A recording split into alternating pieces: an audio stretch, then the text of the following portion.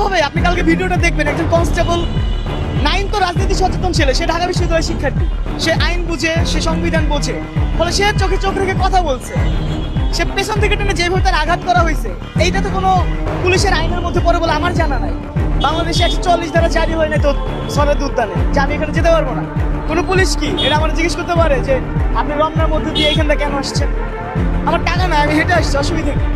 আমার তো হাঁটার অধিকার কেড়ে নিতে পারে না। ফলে পুলিশের যে আচরণ, আপনারা জানেন ইন্টারিমের আমলে হচ্ছে পুলিশের একটা ওই সংস্কার কমিশন কি কি যেন হয়েছে। আমরা খালি দেখছি যে পুলিশের ড্রেস পরিবর্তন দেখা যাচ্ছে, এর বাইরে পুলিশের দৃশ্যমান পরিবর্তন আপনারা দেখছেন কিনা আমি জানি না, আমি দেখি নাই। পুলিশের যে আচরণ হাসিনার আমলে যা ছিল, ইন্টারিমের আমলে যা ছিল, এই নবগঠিত বিএনপি সরকারের আমলে তাই আছে। হাসিনার পরিণতি আমরা দেখছি, ইন্টারিমের সময় জনগণ তার ভয়েস রাখার চেষ্টা করছে, এবং এই বর্তমান সরকারকে আমরা, নতুন সরকার গঠিত হয়েছে, এখন তাদেরকে আমরা বলি সাবধান হন, সময় থাকতে আপনারা যে রাষ্ট্রীয় বাহিনী, সেই বাহিনীকে প্রো জনগণ করেন, জনগণের বিরুদ্ধে দাঁড়া করেন না। জনগণের বিরুদ্ধে দাঁড়া করাইলে আজ হোক কাল হোক কেউ টিকে থাকতে পারে নাই, এটাই ইতিহাস বলে। একজন সাধারণ নাগরিক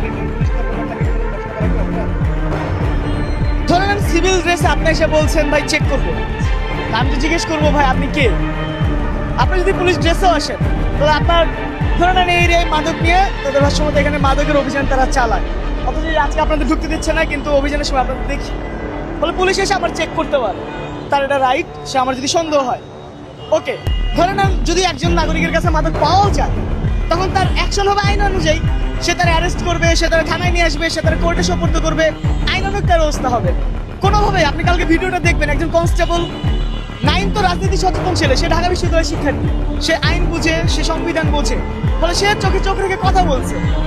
সে পেছন থেকে টেনে যেভাবে তার আঘাত করা হয়েছে, এইটা তো কোনো পুলিশের আইনের মধ্যে পড়ে বলে আমার জানা নাই। বরঞ্চ এটা আমি মনে করি আমার যে নাগরিকদের সাংবিধানিক অধিকার, সে অধিকার এখানে হরণ করা হয়েছে।